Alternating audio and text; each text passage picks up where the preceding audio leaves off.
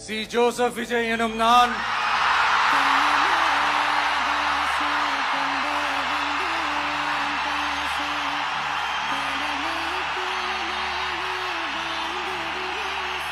சட்டப்படி அமைக்கப்பெற்ற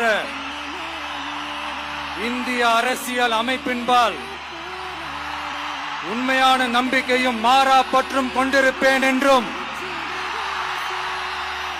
இந்திய நாட்டின் ஒப்பில்லாத முழு முதல் ஆட்சியையும் ஒருமையையும் நிலை நிறுத்துவேன் என்றும் தமிழ்நாட்டு அரசின் முதலமைச்சராக உண்மையாகவும் உளச்சான்றின்படியும் என் கடமைகளை நிறைவேற்றுவேன் என்றும்